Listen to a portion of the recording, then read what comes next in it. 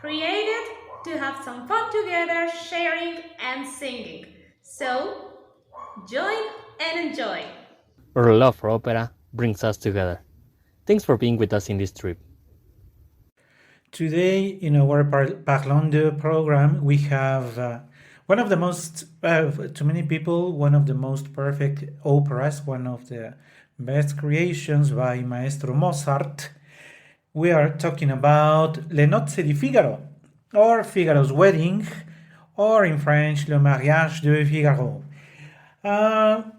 This opera, or maybe the first thing that I should say is that I am somehow a little embarrassed that it has taken this long to talk about an opera by Maestro Mozart. Of course, there is an explanation to that.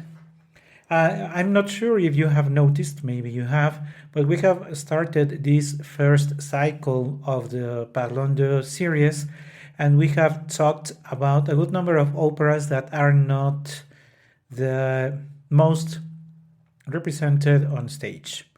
So that is the reason why we haven't talked about La Traviata, we haven't talked about Rigoletto, we haven't talked about Butterfly, Madama Butterfly, of course. We haven't talked about Lucia di Lammermoor, and there is a good number of other operas that we haven't talked about in this series. Of course, we haven't talked about not only about today's Le Mariage de Figaro, but we haven't talked about the Magic Flute either. Mainly because I first wanted to share this content, giving the opportunity to other operas that, even though are not that often represented, are also jewels in the creation of music. That would be my reason behind why starting with other operas that are not that well known. But the time has come so that we can talk about Maestro Mozart. And there is 1,000 things that have been told about Mozart. But before we get there, I would also like to remind you that you can send us an email, write us a note at operawillofsinging@gmail.com, operawillofsinging@gmail.com.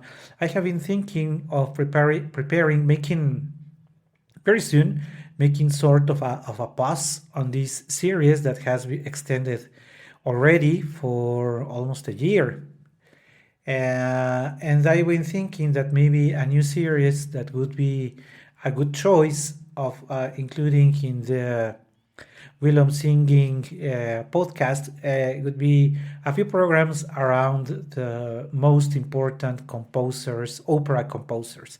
I think it would be very nice for us to talk a little more in depth about Gounod, Bizet, Bellini, Rossini, Donizetti, and so on and so on. So let me know in your email if this idea pleases you. Of course, also remember to mention if you would like to be answered, to get your response in the podcast as well, or just in private as you send your email. operawillofsinging@gmail.com, operawillofsinging@gmail.com. Okay, now moving on with Maestro Mozart. One of the first things that people know about Mozart is that he was a genius even when he was a child, that he started composing at a very early age. He's been, there is a movie, not a very, how can I say, some people think that it is not even a very respectful movie around this genius that was Mozart. So first thing known about Mozart, that he started composing at a very early age. Second, that the magic flute has to do with the masons, the masonry, and that he was a mason himself. So even if you don't know exactly what being a mason means, well, it is said that Maestro Mozart was a mason himself. And it is also said that he was an incredible memory, that he could manage to memorize and compose very, very quickly. And of course, it is also known that he died poor. He not only died young, but he also died poor. That would not be an exception if you're aware with biographies of many composers. It is true that very few, not only composers but also opera composers, very few have died either rich or at least in a good economical condition to move on with their own lives. That is the case for the contrary is the case of Maestro Mozart. He spent most of his life with very little resources, with poverty most of the times, and it is also said that he was in fact poisoned by the. And I think that sometimes, unless it is 100% proved, it is unfair to recall the name of the other composer as just being the jealous competition of Mozart. So that is the reason why I will not be mentioning who it was, or it is supposed that he was poisoned by. But let's talk a little more about the composition style by Maestro Mozart. If you recall the program that I recorded with Katia, where we brought a couple of arias of pieces from the extraordinary repertoire by Maestro Mozart, you may recall that we talked and we used a good number of adjectives, such as that the style of Mozart is of such perfection that any mistake, any exaggeration, any overdoing of anything is immediately perceived. That means that singing Mozart takes extraordinary singers in the sense of musicality and vocal emission. We, in the program with Katia, talked about that a singer who sings Mozart with that musicality, perfect understanding of the music, perfect emission, nice technique is not really a singer who would be then singing verismo, because verismo is mostly the opposite. It's anger, it's passion, it's volume, it's power in the voice. While on the other hand, Maestro Mozart, and that is the case of the wedding of Figaro, Maestro Mozart is painting in the background a drama. But at no time in the opera we feel that tremendous drama as we would feel in La Gioconda, with that heavy orchestration and even yelling and powerful phrases by the singers. That is not the case. He's painting us a drama, but a drama so well conceived, so well developed that if you don't pay enough attention, you don't really get that he's talking about, or that he's being sharing with us some of the, I would not say revolutionary in the sense of word, but I would say revolutionary in the sense of, hey people, we need to talk about this. When he decides to go for this opera, he's pretty sure that even though he's not condemning, at least not from a strong and being vocal about it, he's criticizing what is really being going on, as with what the people from the monarchy think are their rights. And Maestro Mozart has chosen to go for this story, this composition by Beaumarchais, and goes back to a character that we already know very well, that is Figaro, il conte d'Almaviva, and of course the woman that now is married to him, but now is known as La Contessa. The Countess, because now being married to a man who is a count, il conte d'Almaviva, she is no longer Rosina, now she's the Countess. Years have passed, and now Maestro Mozart has taken this very well-known character of the opera that is more well-known by Figaro, which in fact is, the main character in the opera by Rossini, is now the character that will give name to the second opera that takes these Beaumarchais stories. What happens? Of course, the title of the opera is giving us a hint. We're talking about our dear Figaro, the Figaro that we met in Il Barbiere di Siviglia. Now is getting married. He has found a servant to the Countess, a servant to Rosina, under the name of Susanna. So he wants to marry Susanna, and this is what the whole plot is going to be all about. Provided that this is a very complicated story, because that is exactly what Mozart wanted to do, to show how his geniosity to compose could be taken to something this complex in the plot.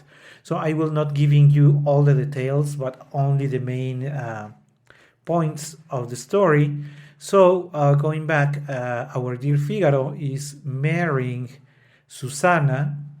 He wants to marry Susanna, who is the servant of Rosina, now the Countess, because she has married Il Conte d'Almaviva. In the first act, we learned some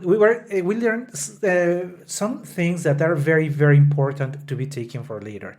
One of them is that maybe you people loved Il Conte d'Almaviva in Il Barbiere di Siviglia, when he confesses his love and when he does everything to marry Rosina, and how he disguises as a drunk soldier, and how he goes so far to challenge the authority of Basilio, who then wanted to marry Rosina.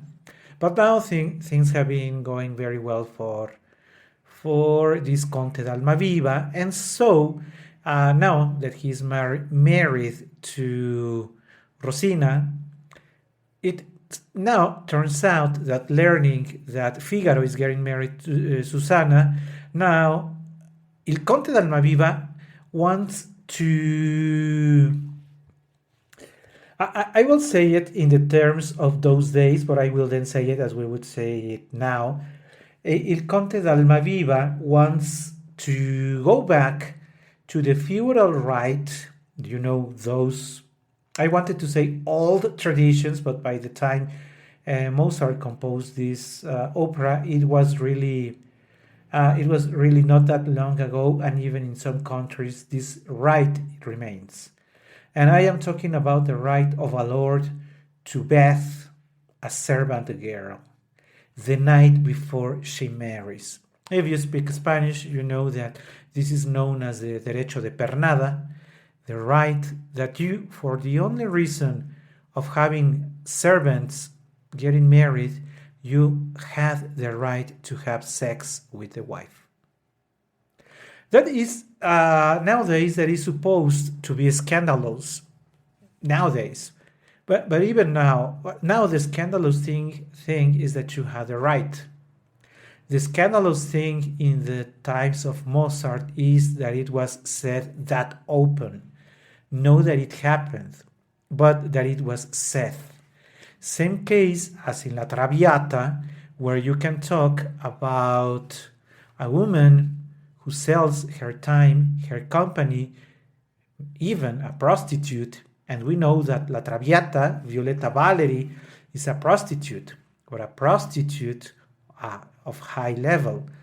So people were not upset that those things existed, but that those things were talked about. And that's what bothers people and the monarchy in the years of Mozart. That's what he didn't like.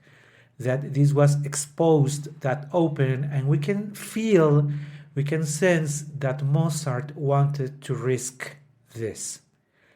Because, and we can think that he didn't agree to it. Of course, he wouldn't go on a frontal battle against all these powerful people who did it, but he gives us a hint in this perfect opera that he really didn't feel fine about it. Of course, he had to make many changes. Some, of course, putting the Beaumarchais creation into opera. Of course, it needs adjustments. but also because censorship had happened and it was not allowed to move on unless many of the things that happened were changed or at least disguised or censored, to put it into simple words. So, Figaro is getting married to Susanna. Il Conte d'Almaviva, it now turns out that he wants to have sex with Susanna prior to her getting married to Figaro. And of course, Figaro does not agree. And as he does not agree, he will try to look for ways to, I was going to say persuade, to put the Count in such a situation that he wouldn't move on with his interest of having sex with what is the promised woman that he's going to have. At this point, after learning all of this, after thinking that he will not allow this to happen, and take into account that Figaro, even though he was a friend in Il Barbiero di Sibilia to the Count, now he still is just a servant. And servants are not supposed to oppose to anything of what their lords would say. And how does Mozart address this challenge? Well, he adds a very short aria, this arietta that is named Se vuol ballare signor Contino. That's what Figaro is telling now to Il Conte d'Almaviva. This very, very, very lovely aria that goes like Se vuol ballare signor Contino, il chitarrino le suonerò. So, if you want to dance, my little Count, my dear Count, I will play the guitar for you. I will not oppose to your desire of doing what it pleases you, as you are the Lord of this land. So I will just play my guitar. If you want to come to my school, I'll teach you the capriole. If you want to come to my school, I'll teach you the capriole. Yes, teach you. Le insegnerò, sì, le insegnerò, sì. I'll know, but slowly, sooner every dark secret by dissembling I shall uncover. Artfully fencing, artfully working, stinging there, joking there, all of your schemes I'll turn inside out. Se vuol ballare, signor Contino, il chitarrino le suonerò.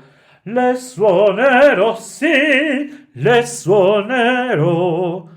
So Mozart is telling us that it is with a guitar that Figaro will show the Count that he cannot get away with it, because the servants are not supposed to oppose their lords.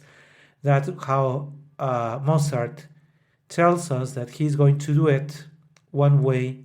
I mean, Figaro is going to oppose or block the plans of Il Conte one way or another. But now it turns out that not everything will be that easy to Il Conte, because now he learns, and we have talked about it in the past with other operas. We have a role that is usually sung by a mezzo or sometimes by a light soprano.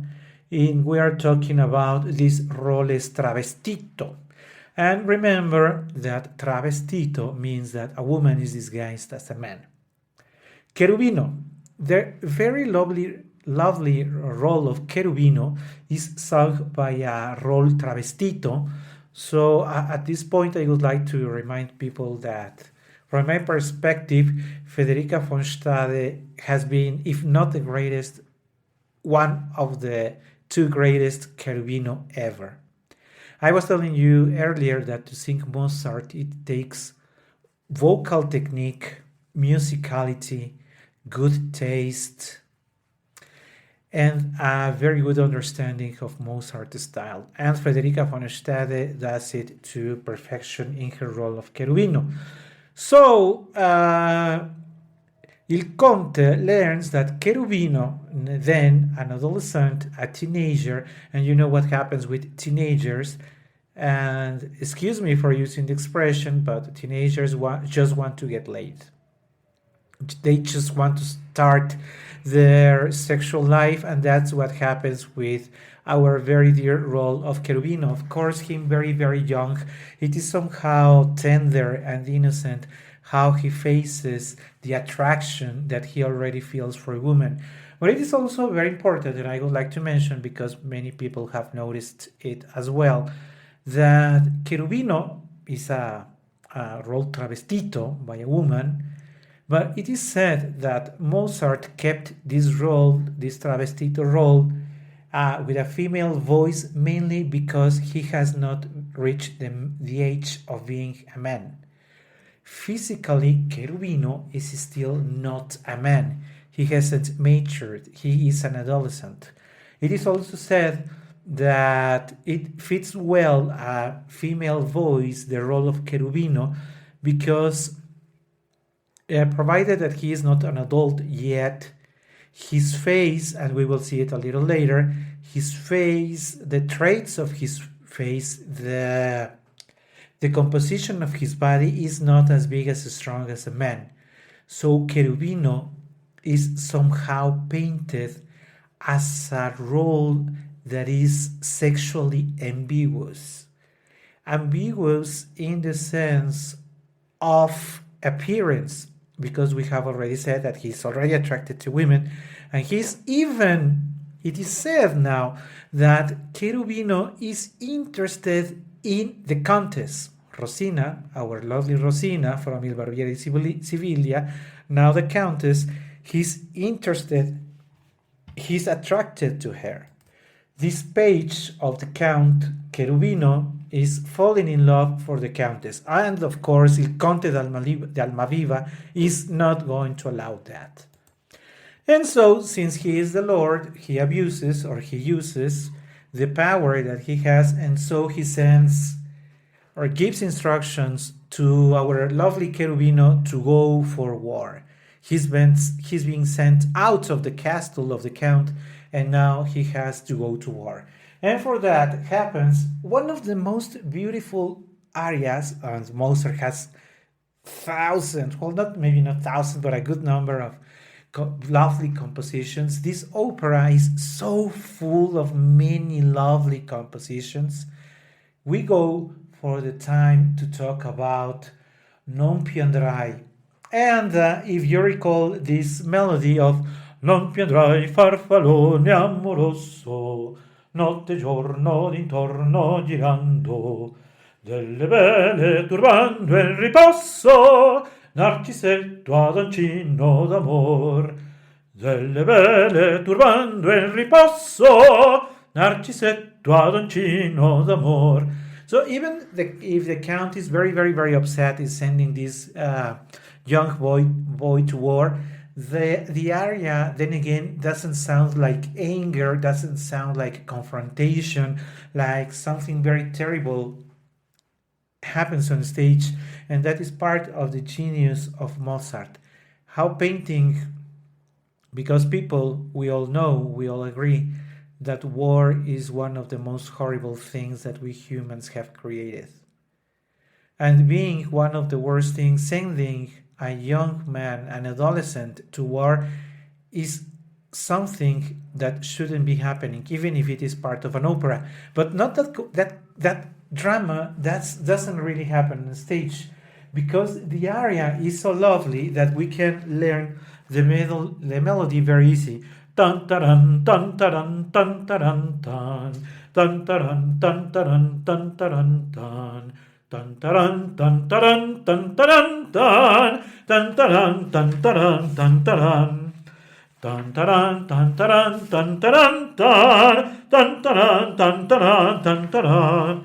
The area itself does not really tell us much more. I mean, we can skip the content of the aria itself, because what usually happens on stage is that Cherubino is being dressed as a soldier, as Mr. Count, the Count of Almaviva, has progressed with his aria. So that by the end of the aria, when we hear from Il Conte d'Almaviva singing Dalle belle turbando il riposo, Narcisetto aloncino d'amor. Dalle belle turbando il riposo, Narcisetto aloncino d'amor. Moves to the final part where he says Cherubino a la victoria, a la gloria militar, Cherubino a la victoria, a la gloria militar, a la gloria militar, a la gloria militar. And so, with a very beautiful melody in the background, we wrap up the first act, and our dear Cherubino is sent out to fight.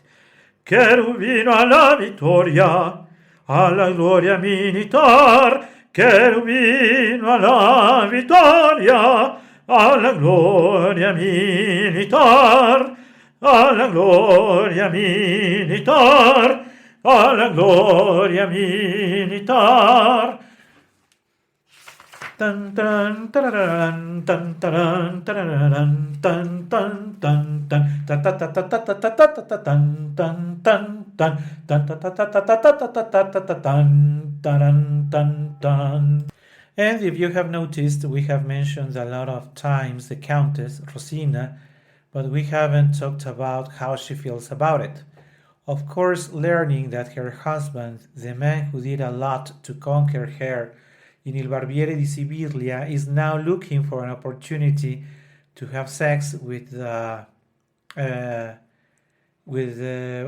Susanna, who is going to be the spouse of Figaro. Of course, she doesn't feel fine about it. And there is this, then again, absolutely beautiful, somehow sad, intimate aria that La Contessa is going to sing under the name of Porgi Amor. Porgi Amor qualche ristoro. Because she has learned that now Il Conte d'Almaviva is being unloyal, but she still loves him. So she says, Porgi amor qualche ristoro al mio duolo, ai miei sospir. And Mozart does it in such a perfect way of writing the right note for each of the syllables, that once you finish listening to this aria, you feel like you have met perfection. Oh, mi rendi il mio tesoro, o mi lascia almen morir. Because if you're not giving me back my tesoro, my treasure, of course referring to the love of Almaviva, if you're not giving me back his love, then I'd rather die. That's what La Contessa is telling us. O mi lascia almen morir. Porgi amor qualche ristoro al mio duolo, ai miei sospir. O mi rendi il mio tesoro, o mi lascia almen morir, o mi lascia almen morir. That's how the sadness of Rosina, La Contessa, is being expressed on stage, accompanied by this beautiful orchestration by Mozart. We feel like the time has stopped for a couple of minutes, but now the story is moving on. And in the story, we go back to our beloved character, that is Cherubino. And I was mentioning you earlier that Cherubino is an adolescent. He's falling in love he's feeling very attracted to women, of course. And but he's also young and innocent, and now it's time for another of the most perfect, of the many perfect things that Mozart did, and this is the very lovely aria by Cherubino Voi che sapete.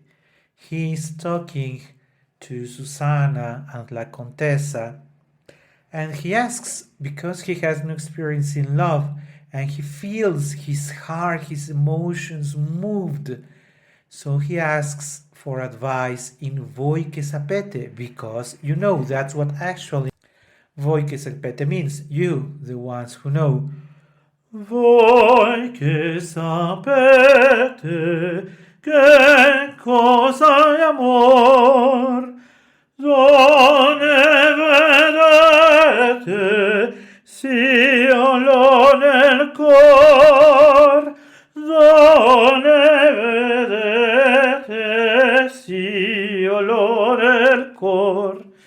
So you who know what is this thing called love, please, donne, you dear women, look at me and tell me if that is what I have in my heart.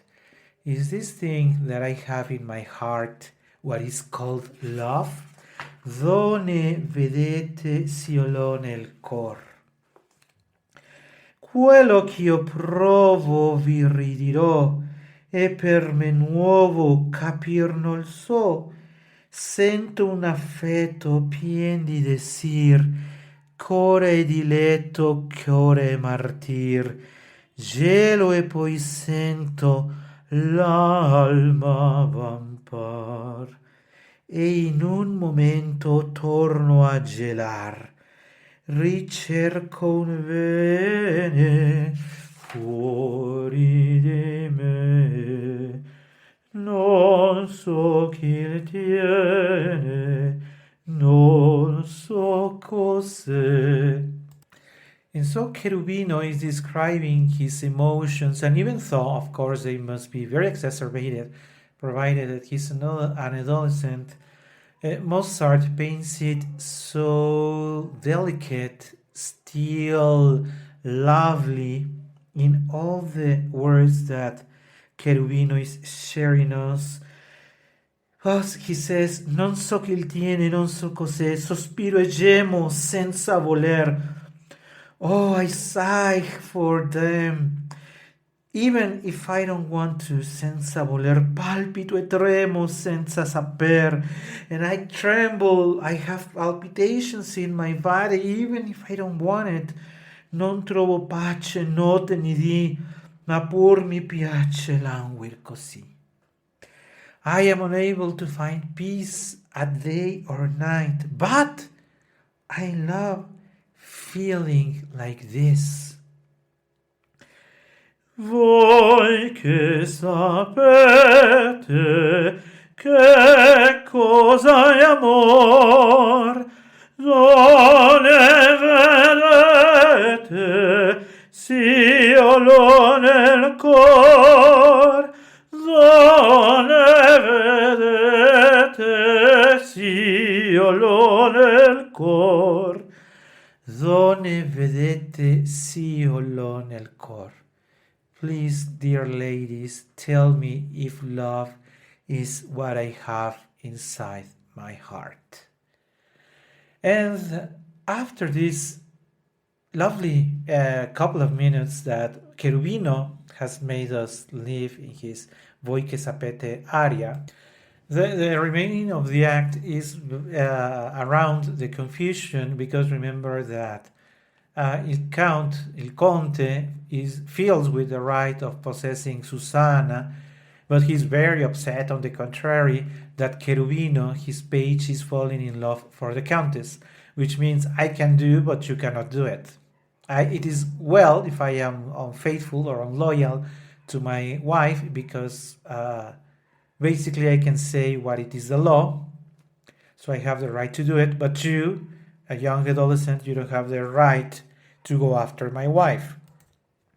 And provided that Cherubino was with Susanna and La Contessa, and Il Conte is arriving, Cherubino manages to lock himself and when the locks himself in an armoire, and then when the count arrives, there is this lovely scene where the count is very jealous, very upset, and la Contessa is very frightened by the fact that Il Conte discovers that she was with Cherubino, and that he thinks that maybe they were having some love affairs.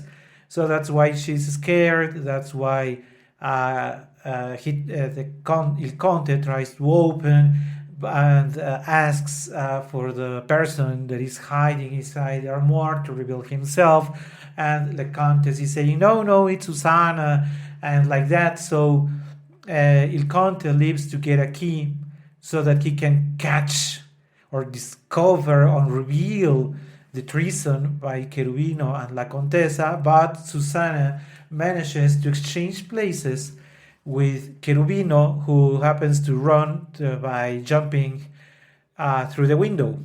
Later, it will be discovered how the Il Conte was tricked, but when he returns to the room, he manages to open the door just to discover that, in fact, it was Susanna who was inside that armoire.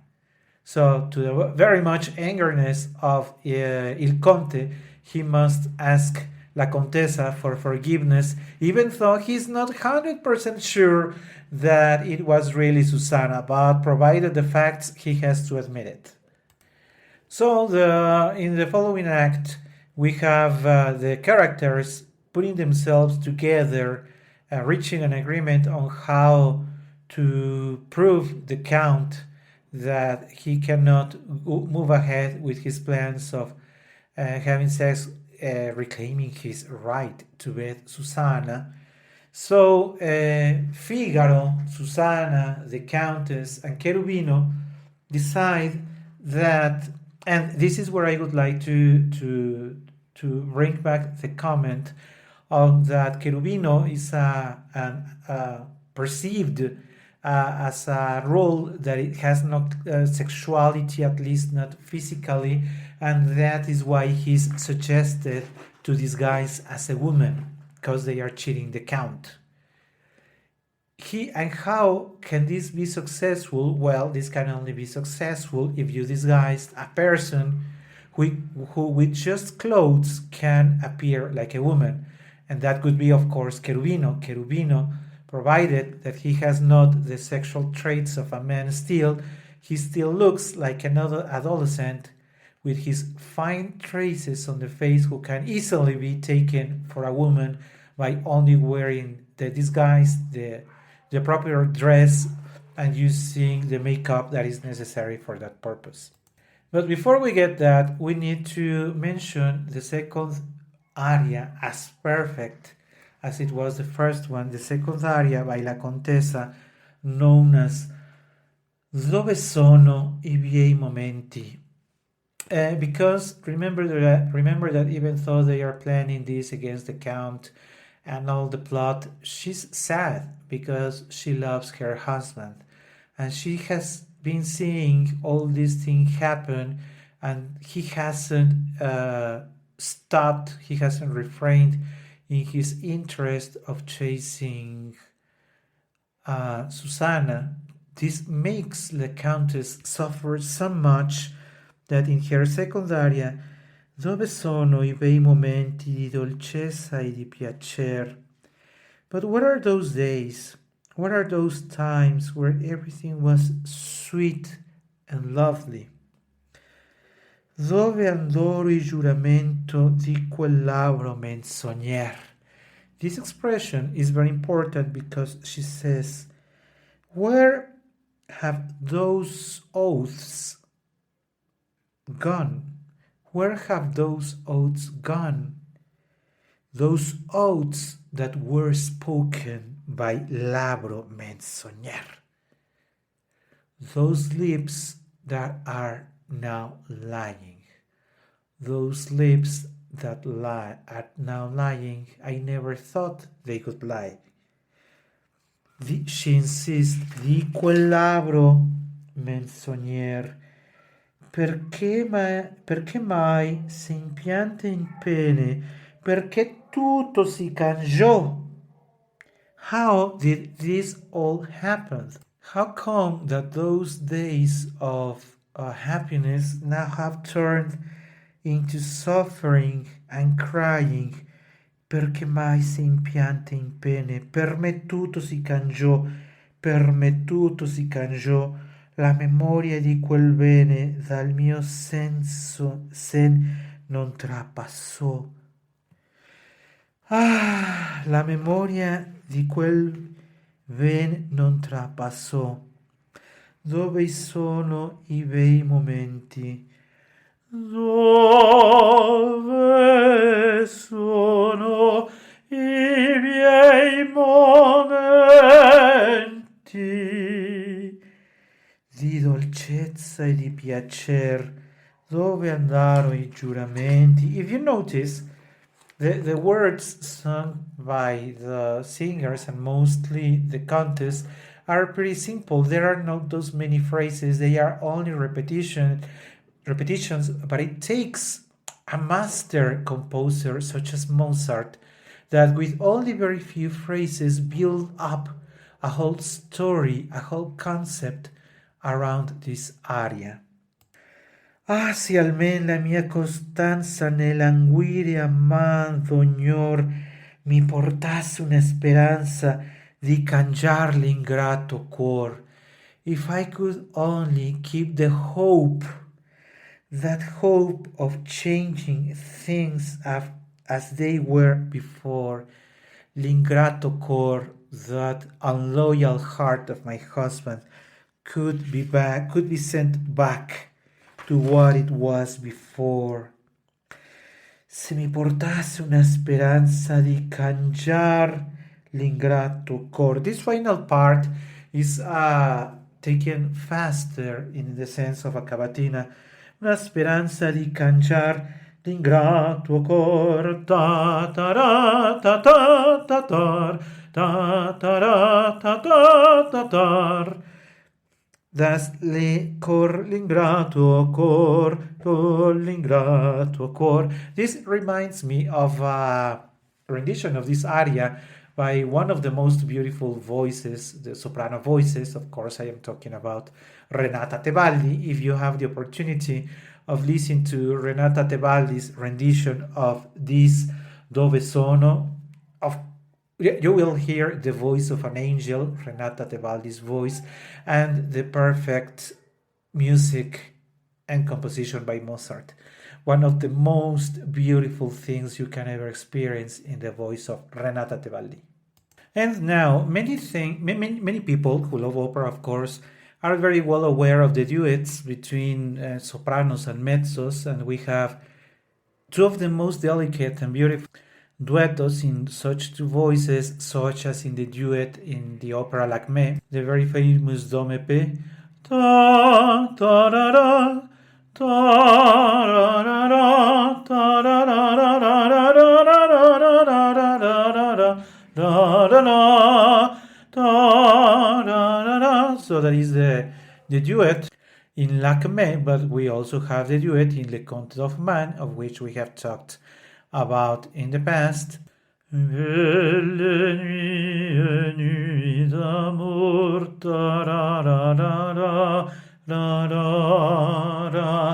and we have the duet provided by Maestro Mozart, known as Che Soave Zeffiretto. And recall that we have mentioned that part of the plan is disguising our lovely character Cherubino as a woman. This duet that happens when that is actually being achieved with the two voices is, then again, I was thinking I wouldn't dare to share which of the three duets is most beautiful, because L'Acmé's Do me pe is wow. The duet in Kaufman, wow. And this duet by Mozart between La Contessa and Susanna is then again wow. Beautiful, delicate, intimate, with two voices matching so well together that one can easily wish to be one of the two voices singing this. If you have had a chance of listening to a good rendition of it, or if you are a singer yourself and you have been able to sing it at some of your presentations, I cannot really tell you how much I envy you for that. And before I forget, because I was almost forgetting it, it is well known that this is the first composition in Italian by Maestro Mozart. Even though we say Mozart, you may be aware that Maestro Mozart was not Italian. So he also took it as a challenge, being able to compose something in the Italian style, and this is what he has given us. One of the most important operas ever written, Le Mariage de Figaro. But let's move on as we are approaching the end. They managed to prove Il Conte that what he has been doing by chasing Susanna, being unloyal to the Countess, is not right. It's simply not right. By using our dear Cherubino disguised as a woman, pretending to be who he really is not, and also the Countess disguised just to prove the point that Il Conte is being unloyal. And I wanted to go back to what I had told you earlier, that in a way Maestro Mozart is telling us how he really feels about it. He really feels that there are things that shouldn't be happening, such as this right that the lords, that people from the monarchy have of being able to have sex with the future wife of one of his servants. This is not to be happening. And since this is not supposed to be happening, and instead, as I was telling earlier, opposing and being very vocal and being in very hard problems for challenging the status quo, Mozart has given us in this opera what is going to be learned by Il Conte. The lesson that he is learning is that he isn't supposed to be using the right, because he has the right. He has the right to possess Susanna. But that is not right. That is what the opera is telling us. It is not right that based on a right that you, men of power, decided for yourself, that you are actually using it. That you are actually using it to spoil the life of future husbands. That's what Mozart is telling us here. And he's also going to pass somehow a similar message in Don Giovanni, where he will say, these things that you are doing, I cannot agree to those. And so this is not going to be the first, and certainly will not be the last time, where Mozart will tell us that he doesn't agree with status quo. He's willing to challenge it, even if it is only by music or by trying us to make love, to have a very good time. But in the background, what he's actually telling us is, this is not right. You may be a count, but this is not right. Let these happy people live forever together. That is the story, and that is what Maestro Mozart transmitted us. I wanted to thank you for sharing this time with me. Remember to send us a note if you feel like to, and if you want this message to be read in our programs, please let me know in the message you send to us. operawillovesinging@gmail.com, operawillovesinging@gmail.com. Thank you everyone for listening, and thank you Maestro Mozart for this very, very great creation.